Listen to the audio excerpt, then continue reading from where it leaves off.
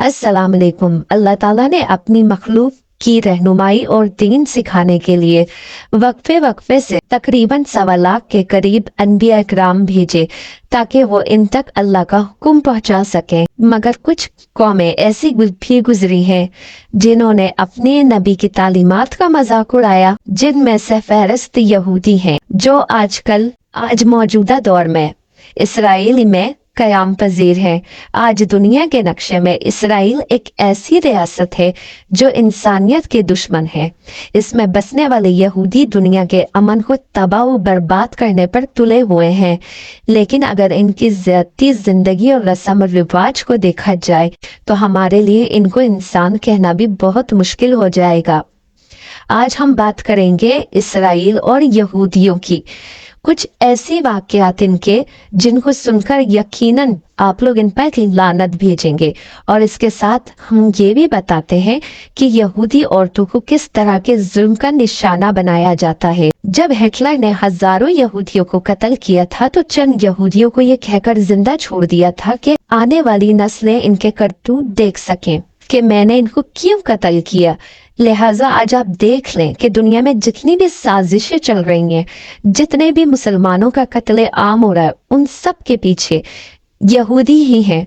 यहाँ तक के यहूदियों ने आलमी साजिश के तहत फलस्तीन पर कब्जा करके इसराइल के नाम से एक अलग मुल्क कायम किया जहाँ इन्हीं की हुकूमत है।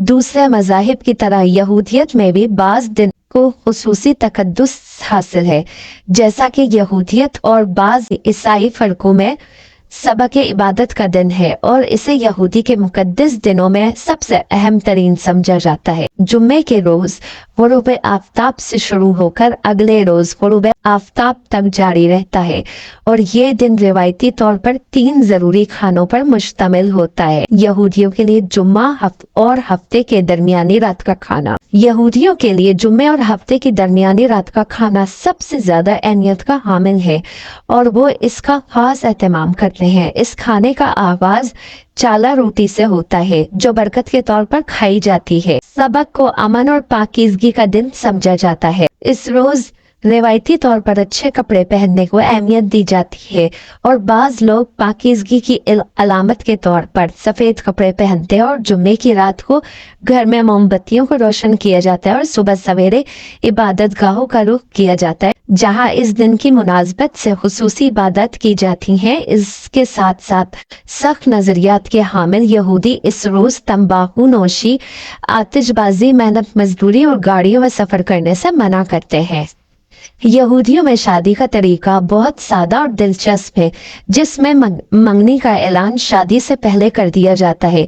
इनके नजदीक शादी के दिन रोजा रखने को बहुत अहम समझा जाता है, जबकि शादी की रस्म से पहर को मजलिस में अदा की जाती है जिसमें कम से कम 10 बालिगों की मौजूदगी जरूरी समझी जाती है। मजलिस की इमारत में एक रेशमी कपड़े का शामियाना तैयार किया जाता है जिसमें दुल्हा दुल्हन के हमरा आता है, जिसके बाद यहूदी रब्बी यानी यहूदी आलिम जो होता है एक गिलास में शराब लेता है और ज़ौजैन के हक में दुआ करता है और इस गिलास को दुल्हा दुल्हन को दे देता है। ये लोग शराब चखते हैं और बाज औकात दुल्हा और दुल्हन ये शराब पी जाते हैं और अगर दुल्हा और दुल्हन की झूठी शराब बच जाए तो यहूदी अकीदे के मुताबिक ये झूठी शराब इनको पिलाई जाती है जो या तो शादी करने से डरते हैं या वो नामर्दी की वजह से शादी से दूर भागते हैं। इनके अकीदे के मुताबिक अगर दुल्हा और दुल्हन की झूठी शराब किसी नामर्द को पिला दी जाए तो वो जल्द इस नामर्दी से छुटकारा पा जाता है। फिर दुल्हा दुल्हन की उंगली में अंगूठी पहनाते हुए इब्रानी जबान में कहता है कि देखो तुम इस उंगली के जरिए सैयदना मूसा अलैहिस्सलाम और इसराइल की रसूम के मुताबिक मेरे साथ मंसूब हो चुकी हो। फिर शादी के अहदनामे को आरामी जबान में रब्बी बा आवाज बुलंद पड़ता है, जिसके बाद शराब का एक गिलास लेता है और दुआ करके फिर ज़ौजैन को देता है जिसे वो दोनों चख लेते हैं। यहूदी मजहब में शादी की बहुत ही आम रस्म गिलास तोड़ना है, जिसमें दुल्हा दुल्हन शराब पीने के बाद गिलास को जमीन पर रखते हैं और दुल्हा गिलास को अपने दाएं पांव से तोड़ता है। सब लोग इनको खुशकिस्मत पुकारते हैं। गिलास तोड़ने की वजह ये बयान की जाती है कि यहूदी तारीख में इन पर जो जुल्म व ज्यादतियां हुई हैं, इनकी याद में ये गिलास तोड़ा जाता है ताकि शादी के इस पुरमुसव्वत मौके पर भी इस जुल्म व ज्यादती को याद रखा जाए। जबकि बाज यहूदियों के नजदीक एक गिलास तोड़ने का मकसद ये है कि गिलास के टुकड़े ये बताते हैं कि ये दुल्हा दुल्हन कब तक शादी के बंधन में रहेंगे, यानी इनकी शादी कब तक कायम रहेगी। यहूदी शादी में निकाहनामा बहुत अहमियत का हामिल है।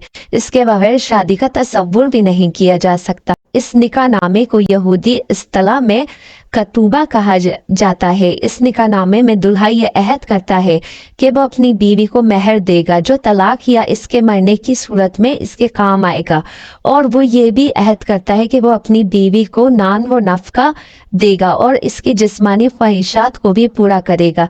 ये निकाहनामा हाजरीन के सामने ऊंची आवाज में पढ़ा जाता है ताकि लोग इस निकाहनामे की इबारत को सुन सके और इस पर गवाह बन सके।